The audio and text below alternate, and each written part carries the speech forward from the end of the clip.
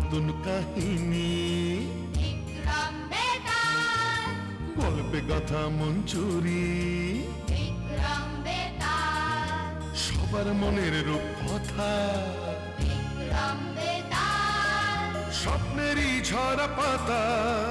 বিক্রম বেতাল।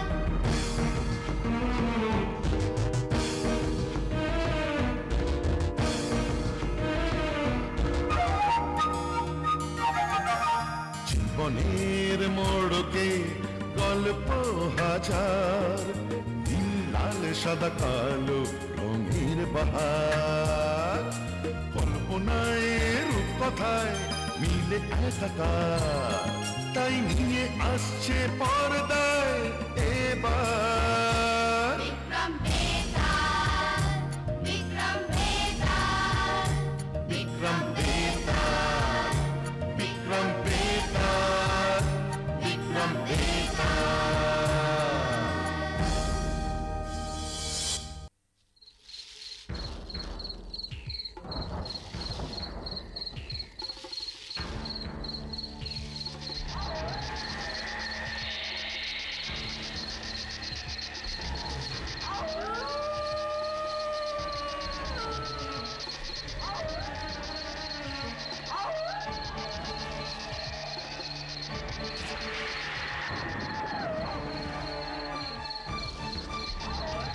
মহারাজ, প্রতিবারই তো তুমি কথা বলে ফেলেছ, এবারও আমি তোমায় একটা গল্প বলবো, আর তোমাকে তার উত্তর দিতে হবে। ভুল উত্তর যদি দাও, তোমার মাথা ফেটে চৌচির হয়ে যাবে মহারাজ। শোনো, শোনো তবে। বহুকাল আগে মকরধ্বজ নামে এক দানব রাজ্য ছিল। সেখানকার রাজা ছিল দানবরাজ মল্লকেতু। দানবরাজ মল্লকেতুর একটি সুবিশাল সোনার ঘোড়া ছিল, আর সেই ঘোড়াতে রাজা মল্লকেতু ধন সম্পদ বোঝাই করত। দলবল নিয়ে লুটের পর লুট করা ধন সম্পদ সেই ঘোড়াতে এনে রাখত। এ ছিল তার এক নেশার মতো। সে বলতো,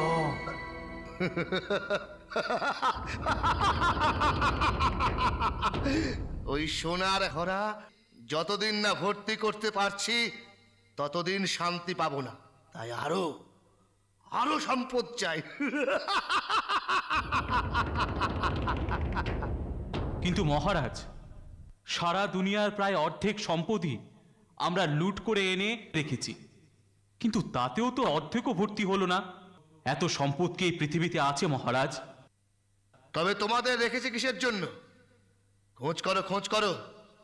কোন দেশে সব থেকে বেশি ধন সম্পদ আছে সেই দেশেই যাব আমরা লুট করতে। যেভাবেই হোক আমার ওই সোনার ঘোড়া ভরা চাই। যাও যাও, এখনই খোঁজ করো তোমরা। ঠিক আছে মহারাজ, এখনই দেখছি। কি যে করি, মহারাজকে শীঘ্রই খোঁজ দিতে হবে। কোন দেশে সবচেয়ে বেশি ধনসম্পদ আছে আমার তো কিছুই মাথায় ঢুকছে না সেনাপতি। বাইরে থেকে দেখে কোন দেশের সম্পদের পরিমাণ বুঝবো কি করে? একটা উপায় আছে, আপনি বরং সমস্ত দেশে গুপ্তচর পাঠান। হ্যাঁ, কি বলছো? গুপ্তচর পাঠাবো? হ্যাঁ, ওই গুপ্তচররাই সঠিক খোঁজ নিয়ে আসবে কোন দেশে কত সম্পদ আছে, আর তারপর বিচার করে দেখব যে দেশে সবচেয়ে বেশি সম্পদ আছে সে দেশই দলবল নিয়ে আক্রমণ করব আমরা।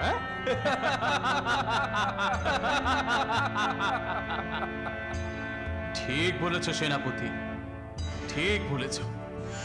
আমি কালই সমস্ত দেশে গুপ্তচর পাঠাবো। তারপর মন্ত্রী সেনাপতির সঙ্গে পরামর্শ করে পরদিনই গুপ্তচর পাঠালো সমস্ত দেশে।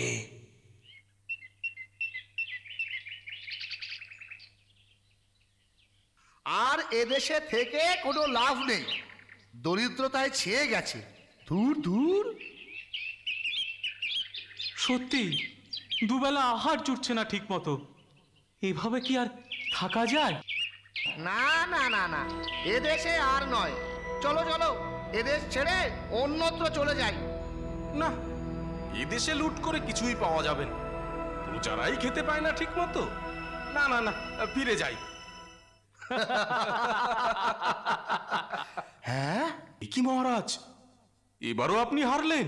ঠিক আছে, এই নাও। হ্যাঁ,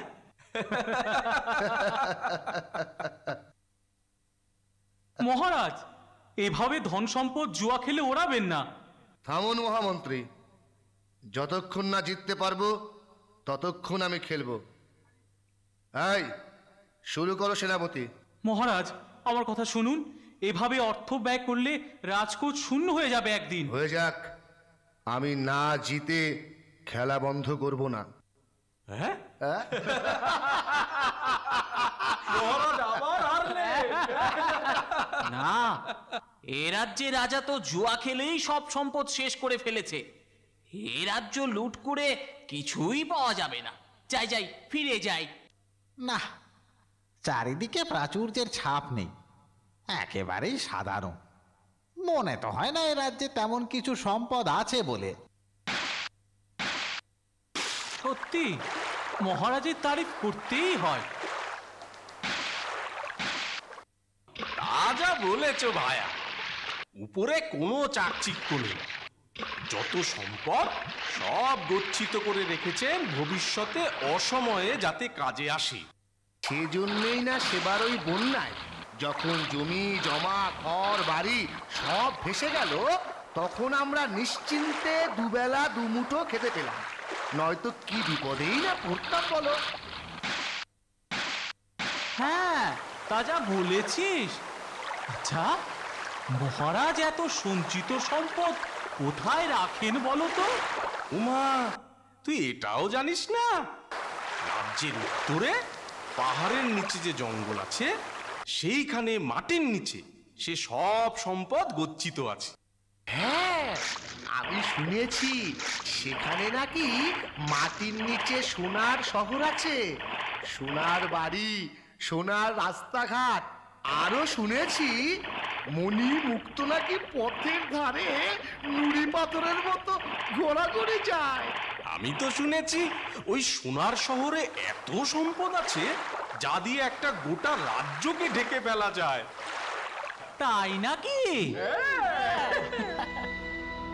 আচ্ছা, এই ব্যাপার। এখনই গিয়ে খবরটা মহারাজকে জানাতে হবে।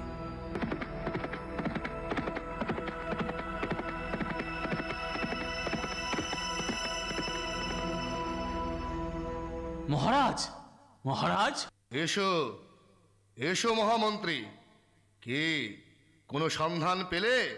কোন দেশে সব থেকে বেশি ধন সম্পদ আছে? হ্যাঁ মহারাজ, কনকপুর রাজ্যের উত্তর সীমান্তের মাটির নিচে সম্পদ আছে। এত সম্পদ আছে যা দিয়ে নাকি একটা গোটা রাজ্যকে ঢেকে ফেলা যায়। তাই নাকি? এতদিনে সে সময় এসেছে। এবার আমার আশা পূর্ণ হবে। এবার আমার সোনার ঘোড়া সম্পদে পূর্ণ হবে।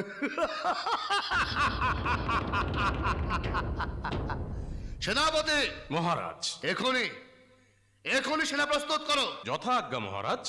তারপর দানবরাজ মল্লকেতু সৈন্য নিয়ে চলল কনকপুর লুট করার উদ্দেশ্যে। কনকপুরের শান্তিপ্রিয় রাজা চন্দ্রসেনের কাছে এ সংবাদ এসে পৌঁছল। হ্যাঁ, আমাদের রাজ্য আক্রমণ করতে আসছে, কিন্তু কেন? আমাদের সাথে তাদের কিসের শত্রুতা আছে? এ শত্রুতা নয় মহারাজ, মল্লকেতু নিশ্চয়ই আমাদের গুপ্ত সম্পদের খবর জানতে পেরেছে, আর তারই লোভে আমাদের রাজ্য আক্রমণ করতে এসেছে। তবে আর দেরি করছো কেন? ওদের বাধা দেওয়ার একটা ব্যবস্থা করো শিগগিরই। সৈন্য প্রস্তুত করো সেনাপতি। হ্যাঁ মহারাজ, আমি এখনই যাচ্ছি।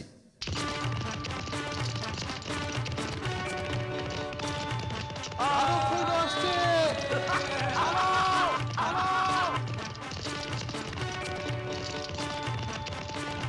মহারাজ, কোনো মতেই আমরা ওই দানব সৈন্যদের সঙ্গে পেরে উঠছি না। আমাদের হার নিশ্চিত মহারাজ। না না না না না, কি বলছো তুমি সেনাপতি? হ্যাঁ মহারাজ, আমাদের আত্মসমর্পণ করা ছাড়া আর পথ নেই। আত্মসমর্পণ করতে হবে? না না না না, এর চেয়ে প্রাণ দেওয়া ভালো। আত্মসমর্পণ কিছুতেই নয়, একটা উপায় আমাদের বের করতেই হবে। তারপর রাজা চন্দ্রসেন মন্ত্রী ও সেনাপতির সঙ্গে পরামর্শ করে দানবরাজ মল্লকেতুকে পরাজিত করার একটা উপায় বের করলেন।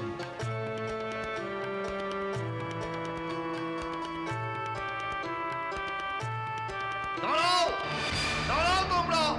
দানবরাজ, আমি আত্মসমর্পণ করছি। এত সহজেই হার মানলে মহারাজ? এত ভয় পেয়ে গেলে আমার শক্তিকে? হ্যাঁ, আমি হার মানছি। বলো তোমার কি চাই? আমার আমার ওই সোনার শহরটা চাই। তার সমস্ত সম্পদ আমার চাই, যা আমি আমার সোনার ঘোড়াতে নিয়ে গিয়ে রেখে আমার সোনার ঘোড়া কানায় কানায় পূর্ণ করব।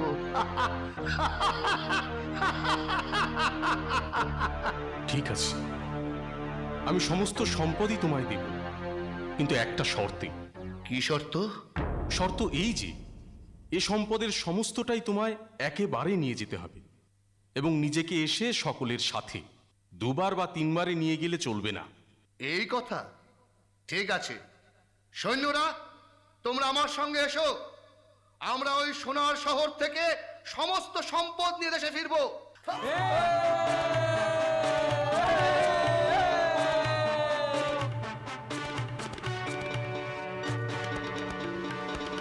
তারপর মল্লকেতুর সাথে সমস্ত সৈন্যদল কনকপুরের সোনার শহরে প্রবেশ করলো।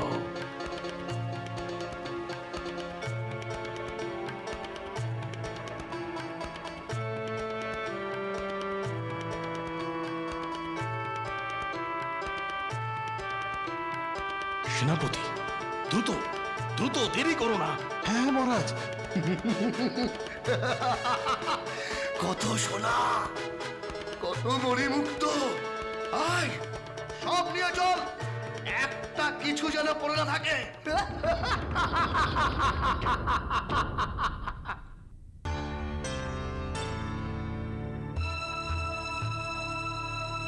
কত সোনা!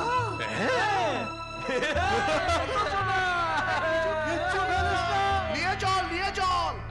পারিস ইচ্ছে মতন নিয়ে নে।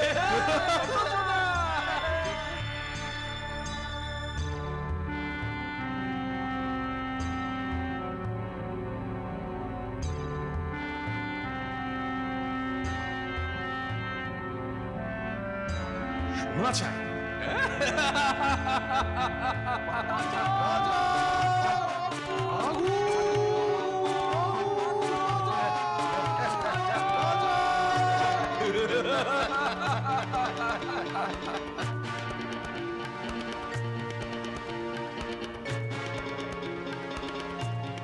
মহারাজ চন্দ্রসেন, আমায় ক্ষমা করুন, আমি ক্ষমা প্রার্থী। সেনাপতি, এখনই ওকে বন্দি করো। না না না, দয়া করুন, আর জীবনে আপনার রাজ্যের দিকে আমি ফিরেও তাকাবো না, আর জীবনে লুট করার কথা চিন্তাও করব না। ঠিক আছে, তোমায় ছেড়ে দিতে পারি, তবে একটা শর্তে। যা বলবেন সব মঞ্জুর। তবে তোমার ওই সোনার ঘোড়া আমায় দাও। হ্যাঁ, আমার আমার সারা জীবনের সঞ্চয়? না না না না, ওটা নেবেন না। ঠিক আছে সেনাপতি, তবে দানবরাজকে এখনই বন্দি করো। না না, ঠিক আছে ঠিক আছে, আপনি আপনি সব নিয়ে নিন। এবার আমায় মার্জনা করুন। তারপর রাজা, মন্ত্রী, সেনাপতি এবং সমগ্র সৈন্যদল নিয়ে মল্লকেতুর সেই সোনার ঘোড়ার সামনে গেল। বাবা, কি বিশাল ঘোড়া! এই ঘোড়া তো সারা জীবনেও ভর্তি করা সম্ভব নয়। এ ঘোড়া তো বয়ে নিয়ে যাওয়া সম্ভব নয় মহারাজ। তুমি এক কাজ করো মহামন্ত্রী, ঘোড়ার ভিতরের সমস্ত ধন সম্পদ সৈন্যদের দিয়ে বের করে নাও। যথা আজ্ঞা মহারাজ।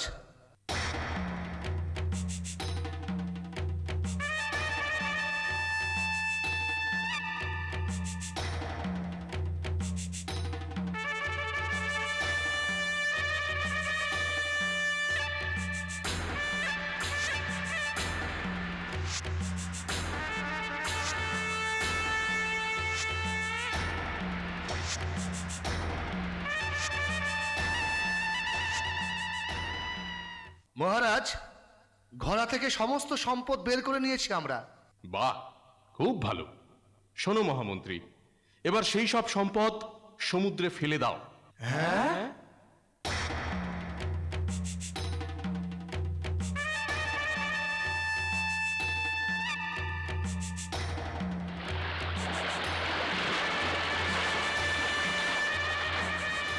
মহারাজ, সমস্ত সম্পদ সমুদ্রে ফেলে দিয়েছি।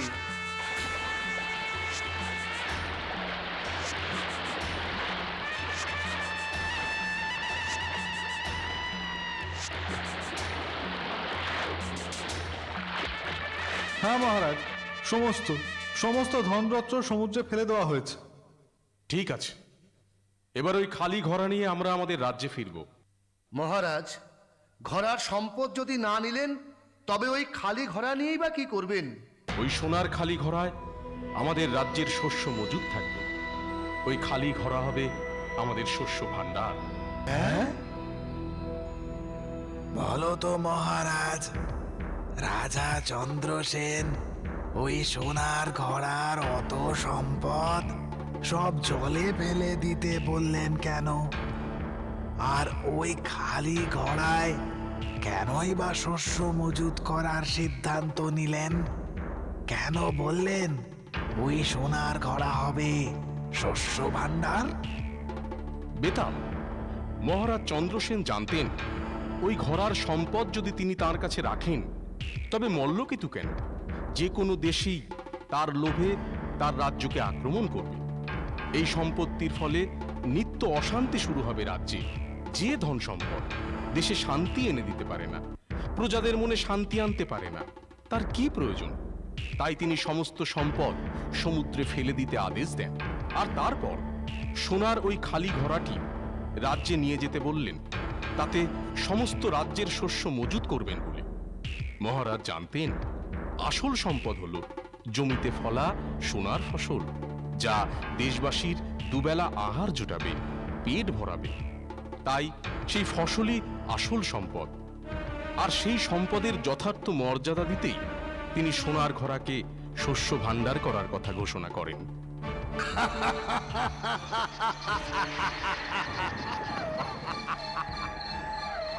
মহারাজ, তুমি এবারও সঠিক উত্তর দিয়েছ, কিন্তু আবার তুমি কথা বলে ফেলেছ। তাই শর্ত অনুযায়ী আবার আমি চললাম মহারাজ, আমি চললাম।